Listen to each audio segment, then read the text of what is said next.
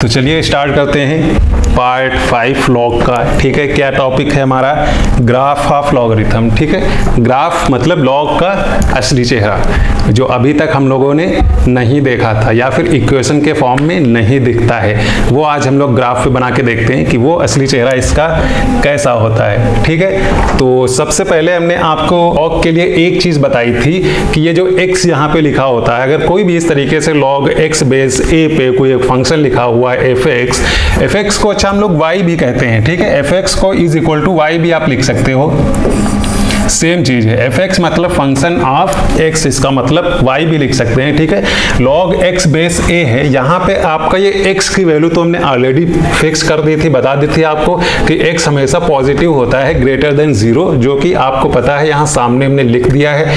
उसके बाद a की वैल्यू हमने क्या बताई थी? ग्रेटर देन 0 लेकिन 1 नहीं होती है। ठीक है, तो इसको हम दो जगह तोड़ सकते हैं। एक तो तोड़ सकते हैं कि a की वैल्यू जो ये आपकी हो गई, ये आपकी 0 से 1 तक। ठीक है, एक तो ये हम कर सकते हैं और उसके बाद a की वैल्यू हम कर सकते हैं ग्रेटर देन 1। ठीक है, तो 0 से 1 और ग्रेटर देन 1, ये जो a जो आपका बेस होता है लॉग का, ठीक है, 0 से 1 के लिए जो ये रेंज होती है बेस की, इसके लिए ग्राफ कुछ और होता है। तो हमने आपको ये चीज बताई है कि a की वैल्यू 0 से 1 या फिर 1 से ग्रेटर है ना, इसमें 1 नहीं आ रहा है। ठीक है, 0 से 1 हो गया जिसमें आपका 1 इंक्लूड नहीं है। ठीक है, 0 से 1 हो गया और आपका 1 से ग्रेटर हो गया, तो इसमें 1 तो आपका आया नहीं। ठीक है, इस बेस के लिए ग्राफ क्या होता है? इस बेस के लिए आपका ग्राफ होता है कुछ इस तरीके से। ये अगर हम लोग एक्स वाई एक्सिस बना लें और इस पे हम लोग ग्राफ बनाएं तो वो ग्राफ कुछ इस तरीके से स्टार्ट होता है, यूं बन जाता है एक्स वाई।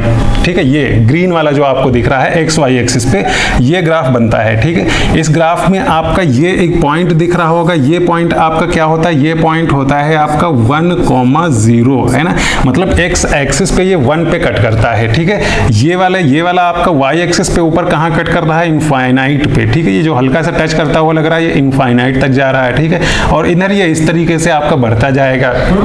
इसी तरीके से अगर हम लोग बात करें कि जब आपका a ग्रेटर देन 1 होता है तब ग्राफ कैसे बनता है, तो अगर उसका ग्राफ आप देखेंगे तो इस तरीके से कुछ होगा। ठीक है, वो क्या स्टार्ट होता है? ये नीचे इससे स्टार्ट होता है और ये इस तरीके से जाता है। ठीक है, ये भी यहाँ पे क्या आता है? नीचे आपका इनफाइनाइट पे y एक्सिस को टच करता है और ऊपर ये 1,0 से ही होता हुआ आगे इस तरीके से चला जाता है। ठीक है, इस पॉइंट को भी हम लोग क्या बोलते हैं? इस पॉइंट को बोलेंगे हम लोग 1,0। ठीक है, ये सेम पॉइंट पे यहाँ x एक्सिस को कट करके फिर आगे चला जाता है। ठीक है, ये आपके दोनों ग्राफ हो गए। ये आपका यहाँ पे हो गया x एक्सिस, ये आपका हो गया यहाँ पे y एक्सिस। ठीक है, इसमें भी कुछ ऐसे ही हम लिख लेते हैं, तो ये आपका हो गया x एक्सिस, ये आपका हो गया y axis.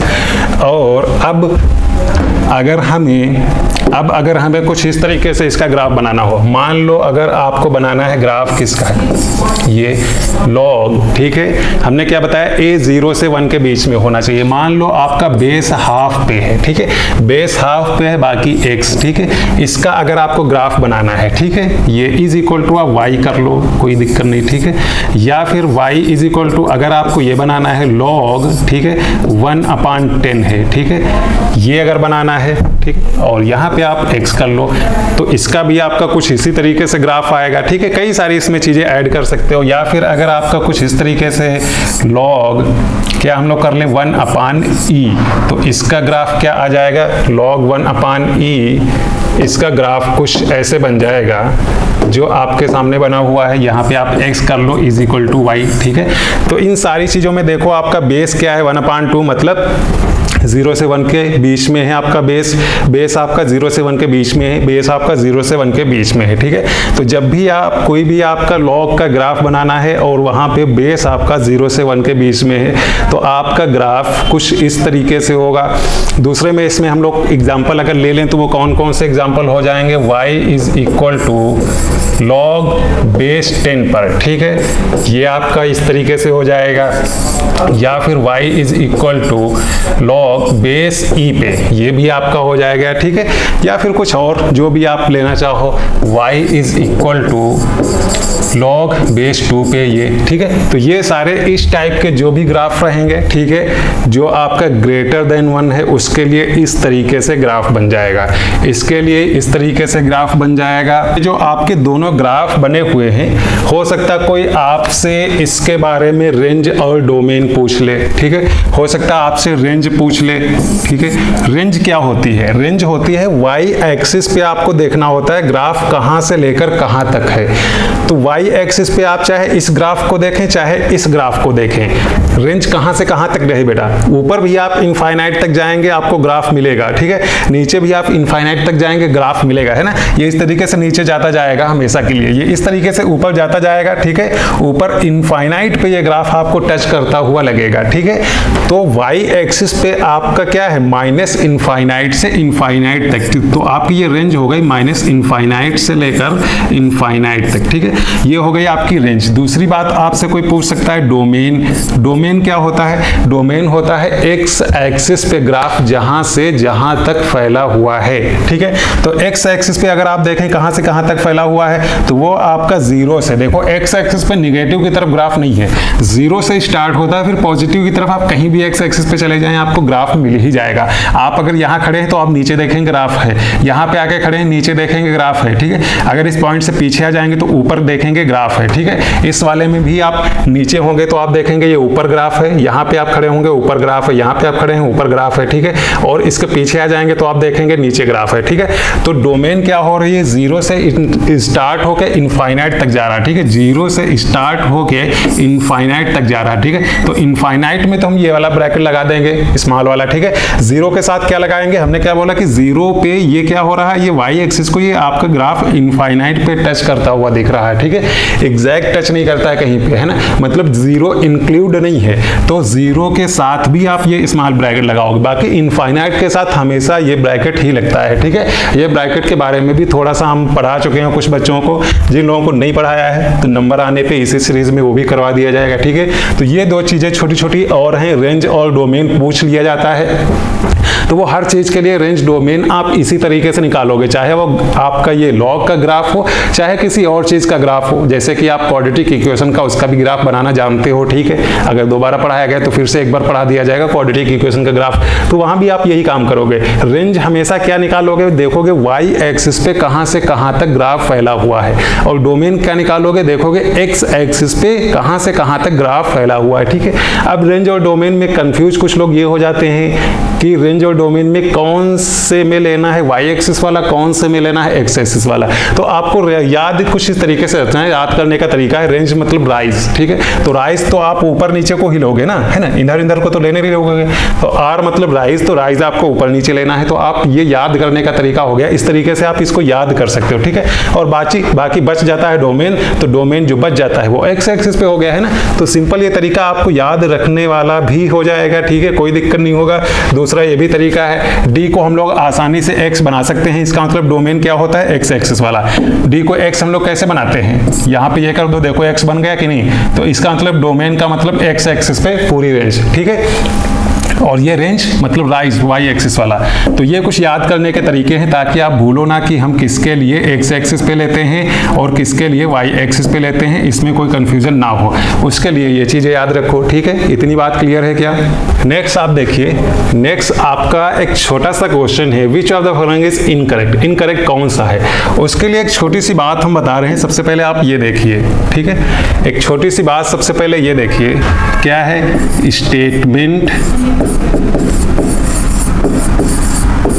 Statement under root a into B is equal to root a root b is not valid, is not valid if a and b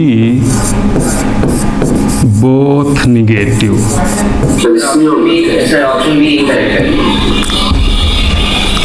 बच्चे एक सेकेंड रुक जाओ।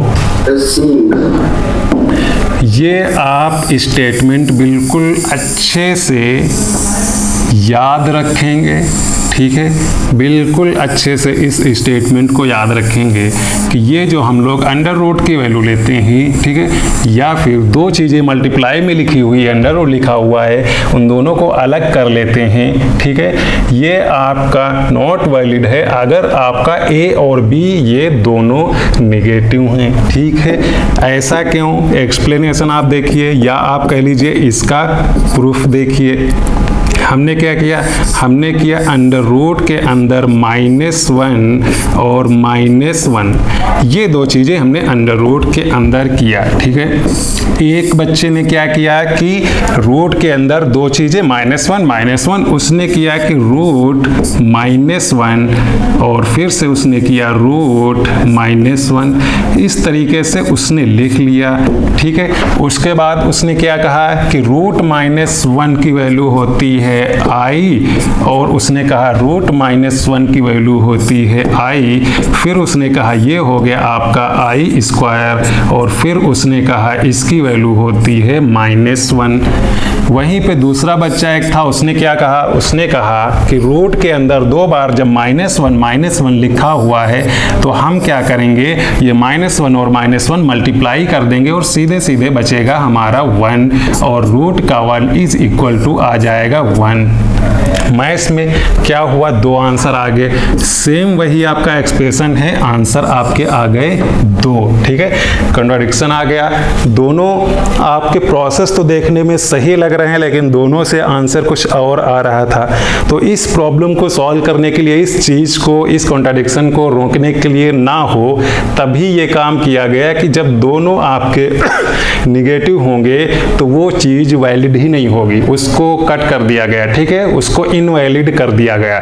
अब जब ए इनवैलिड है तो फिर जो आपके मैथ के बाकी कैलकुलेशन फिर आपके वो प्रॉब्लम नहीं क्रिएट करेंगे, है ना। वरना पता लगा कोई एक प्रॉब्लम होती, कोई बच्चा ऐसा कुछ कर देता, -1 उसकी वैल्यू ले लेता, कोई बच्चा ऐसा कर देता और फिर आंसर अलग आते, चीज़ें अलग आती। तो उसी चीज़ को रोकने के लिए ये चीज़ है इनवैलिड। फिलहाल आपको इतने समझना है, थोड़ा सा और आपको समझा दिया जाएगा कॉम्प्लेक्स नंबर में, आगे जाके आप जब एक चैप्टर इसके बारे में पढ़ोगे, ठीक है। तो अगर इतनी बात आपको समझ में आई है तो यहाँ पे अगर आप ये स्टेटमेंट देखोगे कि कौन सा इनकरेक्ट है, ठीक है, तो यहाँ तो ठीक है, दोनों आपके पॉजिटिव अलग अलग हमने कर लिए, यहाँ पे एक ही निगेटिव था, अलग अलग हमने कर दिया, कोई दिक्कत नहीं। यहाँ पे ये दोनों निगेटिव थे, दोनों निगेटिव को हम दोनों अलग अलग इस तरीके से नहीं लिख सकते, वहाँ हमने आपको एक्सप्लेन कर दिया। तो इसका मतलब ये सी ऑप्शन जो है ये कुछ सही नहीं लग रहा, ठीक है। तो यही आपका इस क्वेश्चन के हिसाब से करेक्ट ऑप्शन हो गया। तो आप थोड़ा सा आगे बढ़िए और एक नेक्स्ट क्वेश्चन देखिए, ठीक है। इसमें आपका क्या लिखा हुआ, अंडर रूट के अंदर log 0.2 log 0.9, ठीक है। फिर उन दोनों को तोड़ के अलग अलग कर दिया है और बताना है कि ये बात सही है कि नहीं सही है, ये बात सही है कि नहीं सही है। ये जानने के लिए हम लोगों को क्या करना होगा, हमें ये फिर पता होना चाहिए कि ये ln 0.2 लिखा हुआ या फिर ln 0.9 लिखा है, ये हैं क्या। एटलीस्ट कम से कम इतनी बात हमको पता हो कि ये दोनों पॉजिटिव हैं या दोनों निगेटिव हैं या फिर एक पॉजिटिव एक निगेटिव है। अगर जब तक ये नहीं पता होगा तब तक हम नहीं बता पाएंगे उधर ये क्या हो रहा है, ठीक है। तो ये दोनों के बारे में हमें कम से कम इसका नेचर पता हो कि ये आपके पॉजिटिव हैं, जीरो हैं या क्या हैं, ठीक है, वो चीज़ हमें पता होना चाहिए। अच्छा, ये दोनों चीज़ें लिखी क्या हुई हैं, अगर ये हम फर्स्ट वाला देखें तो ये लिखा हुआ है आपका ln 0.2, ये बात लिखी हुई ln 0.2। इसको हम लोग क्या लिखेंगे, log और बेस e पे 0.2 ये लिख सकते हैं।